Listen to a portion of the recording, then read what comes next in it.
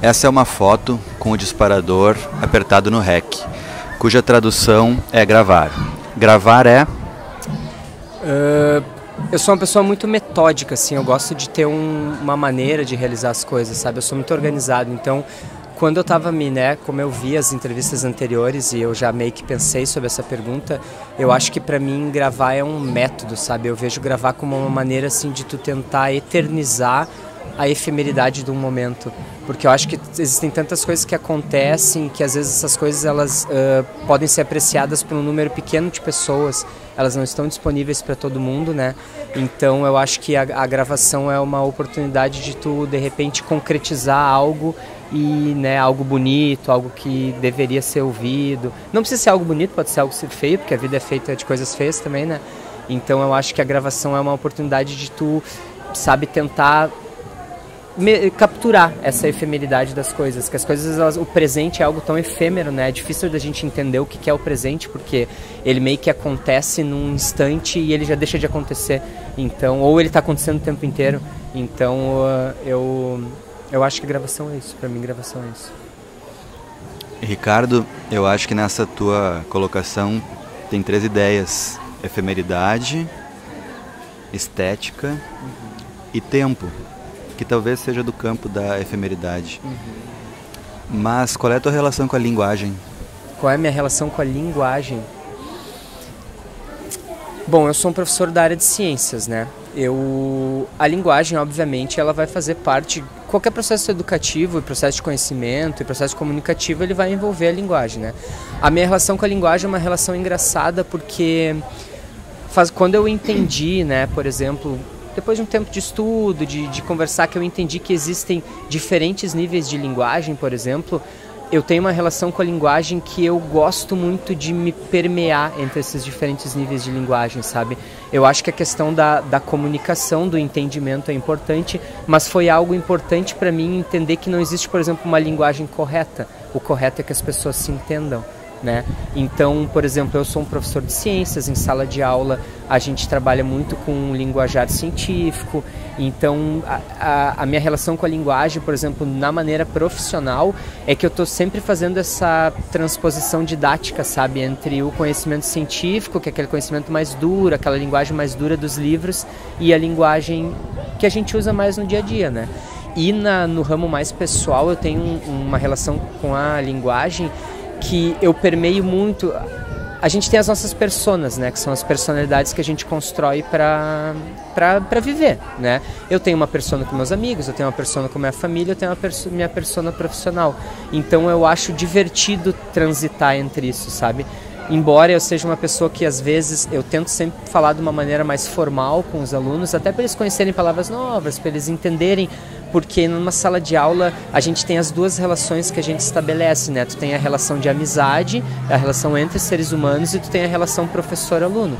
Então são duas relações diferentes. E eu acho importante para eles entenderem que tem momentos em que eu vou ter que ser professor e tem momentos que eu vou ter que ser amigo, essa questão da linguagem, sabe? Então, às vezes, por exemplo, quando eu quero tem que ser um pouco mais de professor, eu assumo uma linguagem um pouco mais formal, gosto de falar de uma maneira um pouco mais correta. Quando aquele vínculo já foi criado, que eu me solto, eu assumo uma linguagem mais informal, tu entendeu? Mais gírias, eu falo bastante gíria, falo até bastante palavrão, e é algo que às vezes eu acho que eu não deveria falar em sala de aula, às vezes eu me permito falar, então eu permeio nisso daí. E na minha vida eu gosto de transitar entre isso, sabe? Tipo, tu vai me ouvir falar com os meus amigos, eu vou estar falando de uma maneira, e tu vai me ver dando aula, eu vou estar falando de outra maneira. E eu não me sinto assim, às vezes falando dessa maneira, às vezes eu me questiono será que as pessoas não pensam que eu tô sendo meio falso, sabe? Que, tu tá dando, por que tu tá falando assim dando aula? Só que, tipo, eu entendo que essa é uma outra, sabe? É um outro lugar que eu tô assumindo na minha vida que exige que eu tenha uma postura um pouco...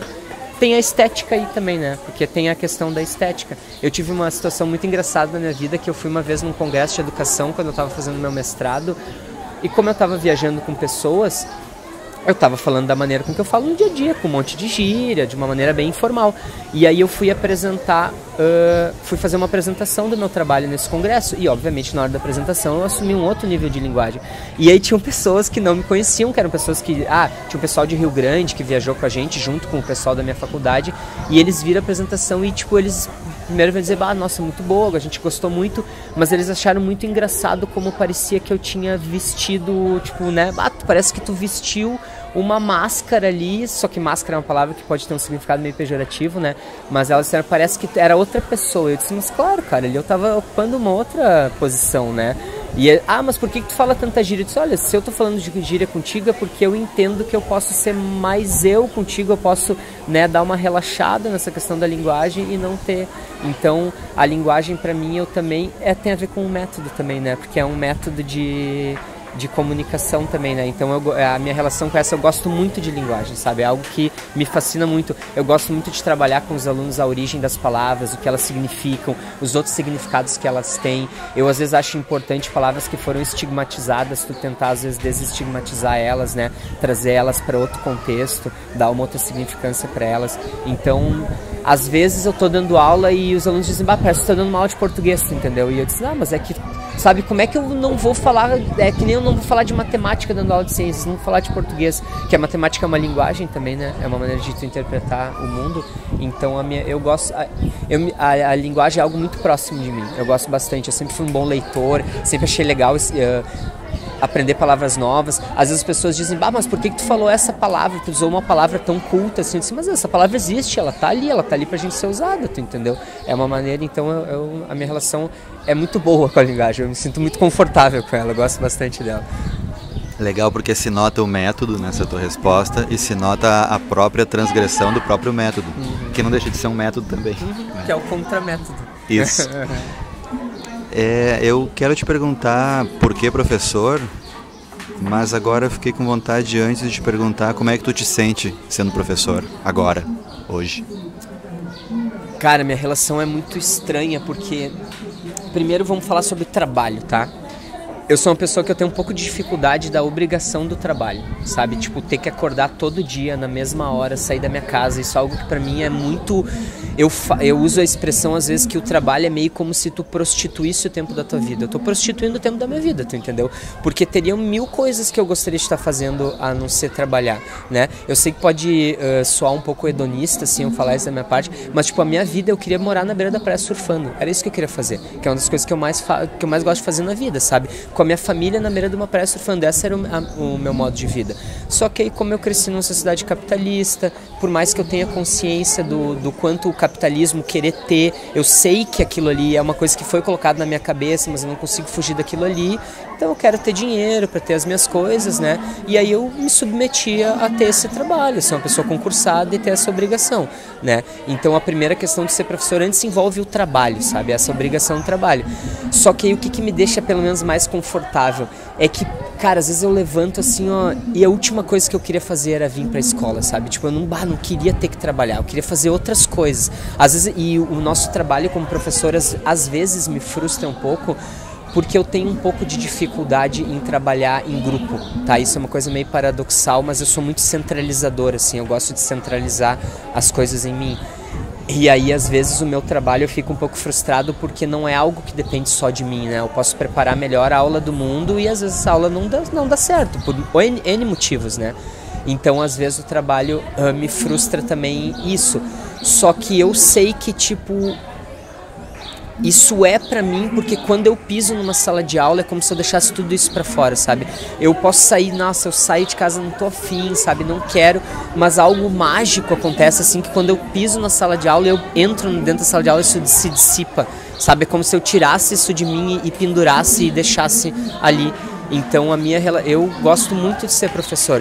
É meio clichê e pegas, mas é como se eu tivesse nascido pra isso, tu entendeu? É algo que eu me sinto muito bem fazendo, muito bem.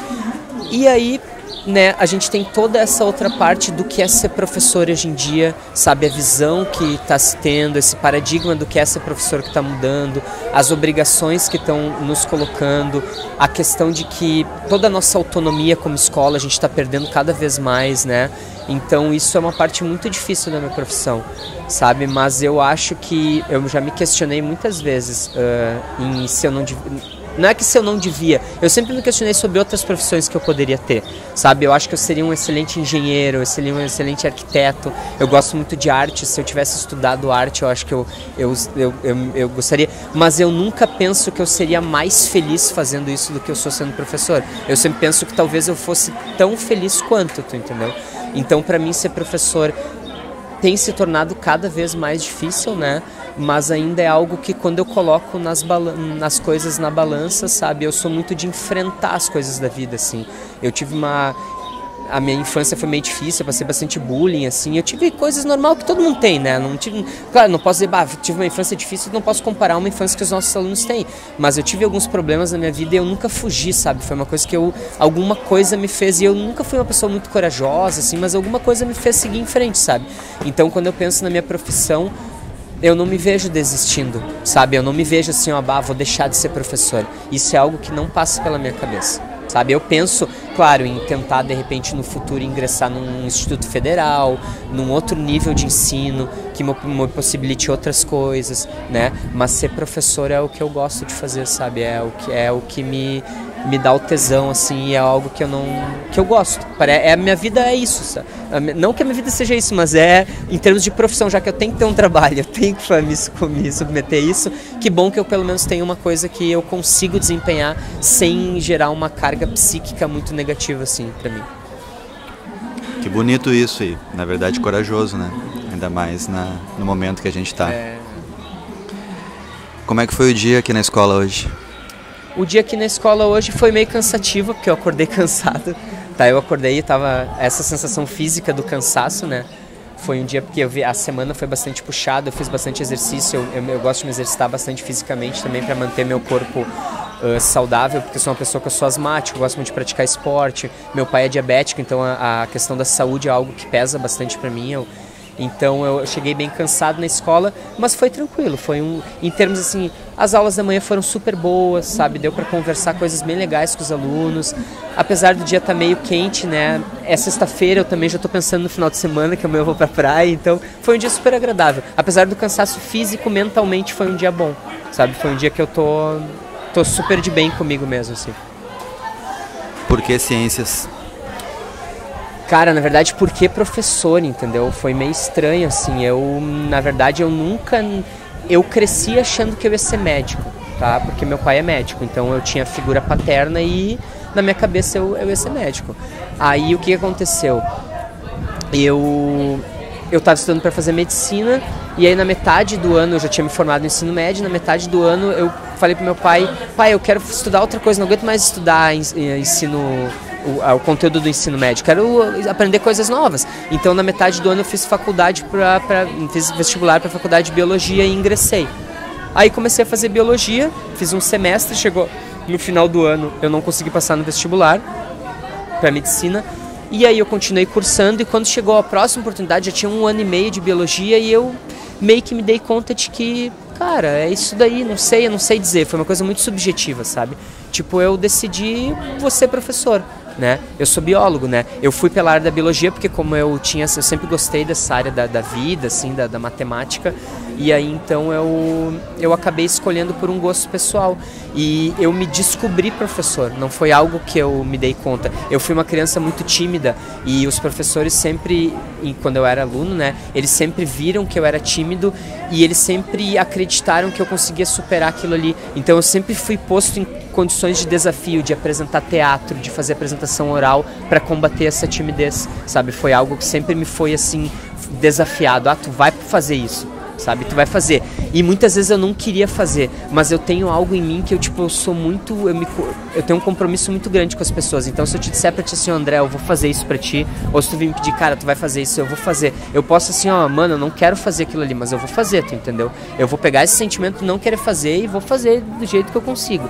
Então, esse lance na escola de ter apresentado teatros, de participar de situações. Eu fui, por exemplo, eu cresci numa escola do interior onde eles tinham a festa alemã de outubro, que é o Biergarten. Eu apresentava o Biergarten, né? Era o mestre de cerimônias do Biergarten. E foram coisas assim que não fui eu que escolhi, eu quero fazer isso, tu entendeu? Mas alguém olhou pra mim e, cara, nós precisamos que tu faça isso, tu vai fazer isso pra nós? Eu disse, eu vou fazer isso pra nós. E isso foi tribom, tipo, foi muito bom pra mim, porque talvez se não fosse isso, eu tivesse muito mais esse problema. E eu sou super comunicativo, eu gosto de falar um monte, mas pra mim, eu sou tritímido ainda. As pessoas às vezes olham, mas tu é tímido, cara, tu não tem nada de tímido. Só que eu desenvolvi as minhas maneiras de lidar com a timidez, né? Eu sou um cara bem brincalhão, gosto de fazer bastante piada, porque isso é uma maneira de lidar com a timidez também, né? Eu sou uma pessoa que eu tenho um humor, às vezes, que assim, as pessoas que não me conhecem, às vezes eu falo umas coisas, eu falo até provocativamente, sabe? Eu tenho um humor meio provocativo, eu gosto de falar umas bobagens, assim, uns bostaços, que não é o que eu penso, mas é só pra ver a reação das pessoas.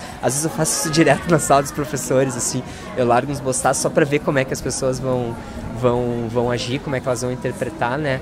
Então eu desenvolvi esses mecanismos de lidar com a minha timidez e eu me tornei professor e entrei na área da biologia. Foi tudo muito por acaso, sabe? Nada foi planejado, eu joguei minha nau no rio e o rio me levou ali, sabe? Eu fui enfrentando o que eu tinha que enfrentar e quando eu vi eu era professor, né? E aí eu trabalhei muito tempo na biologia com entomologia, que eu gostava muito, que é o estudo dos insetos.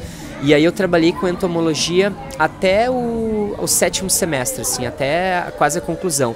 Aí o que eu me dei conta? Eu pensei, cara, eu vou ser professor, é isso, sabe? Porque, tipo, na faculdade, quando tinha que apresentar um seminário, uma coisa assim, nossa, eu me sentia muito bem falando. Hoje em dia eu adoro falar, tipo assim, ó, isso, eu também tenho... Um dia um tio meu ele me perguntou, cara, por que tu é professor? A mesma pergunta que tu fez, então, por que tu é professor? E daí eu disse, daí eu comecei a conversar e disse, não, mas tem uma coisa, se tu buscar lá, tu vai ver por que tu é professor, sabe? Tem um motivo, não que tu tenha escolhido isso, mas tem um traço da tua personalidade que te faz ser professor, sabe? E aí eu fiquei alguns dias me questionando e eu acho que é uma coisa muito de vaidade também, porque eu sou meio vaidoso, sabe? Então, falar e ter atenção em mim é algo que me deixa muito confortável, eu gosto muito disso, sabe? Tipo, eu fico trifeliz quando uma faculdade, às vezes a gente tem aqui, precisa o pessoal lá da pedagogia da URGS, que é alguém que vai falar sobre a organização do município. Eu adoro isso, mano, chegar numa turma assim e falar, pra mim é tribom, eu me sinto tribem. Então, né, durante a faculdade, apresentando seminários, tendo retorno positivo dos meus colegas, que sempre diziam, cara, tu fala muito bem, tipo, eu acho que esse é o caminho. Eu tava na faculdade de licenciatura, né, eu não fiz bacharel, e sério, eu acho que esse é o caminho, eu acho que é por aí que tu tem que ir. E aí, então, lá pelo 7º semestre, eu decidi largar a entomologia e me dedicar a fazer um mestrado em educação. Eu sou mestre em educação. E aí, então, as coisas meio que foram indo, sabe? Foi indo, assim. Então, quando eu vi, eu sou professor. E aí eu me dei conta de que, cara, se eu for ser professor, eu vou fazer um projeto, o método, né? Eu vou ter um projeto, então. Eu vou ingressar em Porto Alegre, porque sempre me falavam, Porto Alegre paga bem, né? Eu disse, não, vai ser esse meu foco, eu vou entrar em Porto Alegre e eu vou passar, e vai ser isso. E deu tudo certo, sabe? Eu me formei, na verdade eu me formei na faculdade, concluí o meu mestrado, fiz educação continuada no Aplicação por 1 ano, aí tinha ingressado no Aplicação como professor substituto, contrato, e passei no concurso, e desde 2009 assumi, estou aí desde aí. E queria muito não trabalhar, vou ser bem sincero, sabe? Só que eu queria ter dinheiro, então como eu não tenho como ter dinheiro sem trabalhar, né? Eu trabalho. E é isso, eu sou professor por causa disso, porque eu gosto, é uma coisa que me deixa feliz, mas meio que não foi uma escolha de vida, surgiu isso, sabe? Foi geração espontânea. Isso, surgiu na minha vida. E o Brasil? Cara, o Brasil é difícil, né? Eu vou te ser bem sincero, tá? Eu pensei muitas vezes em sair do Brasil, tá? Mas o que me prende ao Brasil é o vínculo familiar que eu tenho aqui, né? Porque o problema do Brasil é a nossa governança, cara. Apesar de ser a gente que escolhe as pessoas, eu sou... É foda falar isso, né? Mas eu sou meio pessimista quanto ao nosso futuro. Sou meio pessimista, sabe? Eu acho que não é uma coisa só de Brasil, tá? Eu acho que é uma coisa de humanidade também. A gente fala em sair, mas talvez as coisas lá fora não estejam tão diferentes quando elas estão aqui, né?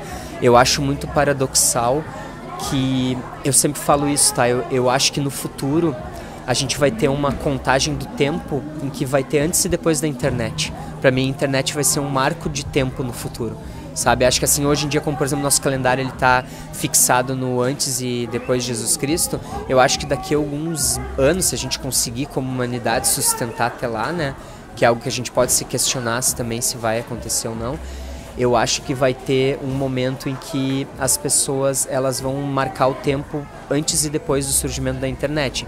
Porque a capacidade de troca de informações que a internet nos deu, é isso, pra mim o lance da internet é a informação, sabe?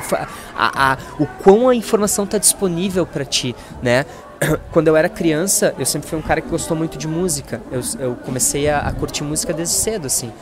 E aí eu me lembro que, nossa, tu queria ouvir uma música, tu tinha que ligar para uma rádio, pedir pro cara tocar essa música, tá com uma fitinha preparada ali e gravar aquilo ali, sabe? E hoje em dia, se eu quiser ouvir um rap do Cazaquistão, eu tenho acesso a isso, né? Quando eu usei pela primeira vez o YouTube, foi muito engraçado, porque eu sentei assim, YouTube, vou ver qual é que é desse YouTube. Aí eu sentei no YouTube e eu sempre conto essa história. E aí eu pensei, o que eu vou assistir? Eu já sei, vou botar esse tal de Choque do Lazier Martins. E aí eu vi o Choque do Lazier Martins pela primeira vez. E cara, eu olhei e pensei assim, mudou tudo, sabe? Porque assim, ó, há 10 anos atrás, como é que eu ia ver isso, sabe? Alguém ia me contar, eu não ia ver, não ia ter sido gravado, né? Ia ter sido pelo oral, pelo discurso oral. E aí talvez, né? Claro que a tradição oral ela é super importante, as coisas elas se passam, mas talvez a tradição oral ela não mexa tanto com a tua subjetividade, ou mexa porque tu traz pro imaginário, mas tu olhar algo mais concreto mexe com outros tipos de subjetividades, né? E aí eu sentei e vi o Choque do Lazier Martins e eu pensei, cara, há 10 anos atrás alguém teria que estar na frente de uma TV com videocassete, uma fita virgem, e por acaso tá gravando aquilo ali para aquilo tá disponível para mim, né? Então, ao mesmo tempo em que eu vejo toda essa disponibilidade de informação, o paradoxo é que as pessoas elas estão conseguindo lidar cada vez menos com essa informação. É tanta informação que parece que aquilo não interessa mais, meio que se perdeu a curiosidade, sabe? As pessoas não têm mais interesse. O que vale é parece... A gente tá, olha só, a gente tá super conectado, só que é uma conexão falsa. Né? Porque quando eu ponho, por exemplo, a minha ideia no Facebook, a minha ideia no Twitter, a minha ideia no Instagram, muitas vezes eu não estou interessado em dialogar com as pessoas e ouvir o que elas têm para dizer. Eu quero botar a minha ideia e a minha ideia era isso, tu entendeu? Então, eu não me lembro quem morreu, tá? Mas há 2 anos, eu não me lembro o nome dele, mas teve um pensador que morreu, que ele... Né, daí ele morreu, apareceu várias frases dele, como se costuma fazer, e aí ele falou que a internet deu voz pro bobo da aldeia, e eu acho isso muito peculiar, porque é bem isso, sabe? Com a internet agora, e principalmente por causa das mídias sociais, parece que todo mundo, as pessoas quiseram se tornar o centro do mundo, então a gente está muito individualista, nós nos tornamos muito individualistas, e isso eu acho que é algo que... Como sociedade, cara, o que nos tornou forte foi a coletividade, sabe? E agora a gente não tem um coletivo, né? A gente tenta se organizar em pequenos coletivos, mas dentro desses pequenos coletivos as individualidades atrapalham, tu entendeu? Então, assim, né, quando tu me pergunta como o Brasil, sobre o Brasil, eu penso muito sobre humanidade, sabe? Eu te falei ali, sobre sair do Brasil, porque o Brasil tem esse nosso histórico de corrupção, é algo que... Esse ano eu tive que votar, eu não votava, sabe? Anos anteriores eu sempre anulei meu voto, porque eu não acreditava muito nisso. Esse ano eu me vi obrigado a votar, porque eu me dei conta de que, cara, eu vou ter que votar, não tem como, sabe? Eu tenho que participar disso, eu não posso mais lavar as minhas mãos, né? A situação tá muito difícil, então... O Brasil ele vai continuar existindo, o povo brasileiro vai continuar existindo, mas a minha opinião, tá, não é algo que não me faça dormir de noite, não é algo que, por exemplo, não me faça querer ter filhos, não é algo que, né, não quero deixar de continuar vivendo por causa disso, mas eu não tenho um futuro, eu não vejo um futuro muito brilhante, assim, não vejo um futuro bom. Sabe, eu acho que ainda muita coisa ruim vai acontecer, a gente como humanidade vai se desentender mais ainda, sabe, as coisas vão piorar até chegar talvez a gente precise passar, a vida passou por 5 grandes momentos de extinção em massa, né, e ela teve que se reorganizar, sabe, então às vezes me parece que tudo está se encaminhando para uma catástrofe, assim, eu falo brincando, e eu sei que isso pode soar pessimista, mas eu não me considero uma pessoa pessimista, sabe, tipo, porque eu acho que muitas vezes o pessimismo ele te entrega e tu não quer mais nada e, com perdão da palavra, foda-se tudo, né, mas eu acho que a situação, a gente está numa descida da montanha-russa agora. Eu sempre falo quando às vezes eu tenho que conversar com pessoas, eu sou uma pessoa que as pessoas às vezes vêm conversar muito comigo porque elas dizem que eu sou um bom aconselhador, que eu sei ouvir, eu sei dar bons conselhos. E aí eu sempre digo, cara, a vida é uma montanha russa, tu entendeu? Às vezes tu tá em cima, é clichêzão, né? Mas tu tá em cima e tu tá embaixo, né? Tu aproveita teu momento em que tudo tá bem, porque isso não vai durar pra sempre. A efemeridade, o ser feliz, ninguém é feliz. Tu tem momentos de felicidade. Tu até pode conseguir ser feliz, mas aí tu tem que ter um estado de consciência que a maioria de nós não vai conseguir, sabe? Exige uma preparação mental e um estado de consciência que tu tem que estudar pra isso. Talvez seja algo que já nasça contigo, tu tem uma predisposição. Então eu acho que como humanidade a gente está num momento de queda, né? O fundo do poço está vindo, a gente vai ter que chegar no fundo do poço para subir depois de novo, né? Então infelizmente eu não vejo uma perspectiva boa assim como o Brasil, né? O resultado das eleições me deixou, nossa, me afetou muito, sabe? Foi algo que na minha vida assim me deixou não desesperançoso, mas foi assim, ó, meu Deus, como, sabe, assim, ó, como isso aconteceu, sabe, como isso aconteceu, né, as pessoas pegaram uma ideia, vou ser bem falar de política agora, tá, as pessoas pegaram a ideia anti-PT e a ideia anti-PT, ela ofuscou outras ideias muito mais perigosas, sabe, elas escolheram um cara, né, não porque elas eram a favor das ideias daquele cara, mas porque elas eram contra os outros, então eu acho bem... não sei o que vai ser, não sei. Mas eu não tenho uma... Não sou otimista, Ricardo, muito bom conversar contigo. Te agradeço por esse tempo de conversa aqui na escola, que é importante para nós. E... E aí, Jonatas, tudo bem? Tranquilo? E... Agora essa última resposta a gente baixou um pouco o astral, mas para acabar elevando, eu tenho feito alguns trabalhos com os estudantes e eles sempre citam na hora de lembrar as matérias mais importantes, ou que mais gostam, que mais curtem, eles sempre lembram ciências e na justificativa é porque a relação com o professor é muito boa e sobretudo porque eles dizem que entendem o que o professor está falando. Então é legal ouvir esse elogio a um colega, porque de alguma maneira é um elogio à classe, né? Então eu acho que isso eleva o nosso astral. Obrigado por essa conversa e que a gente continue com essa força dentro da escola. Obrigado, continuamos. A gente segue. Vamos seguir. Valeu.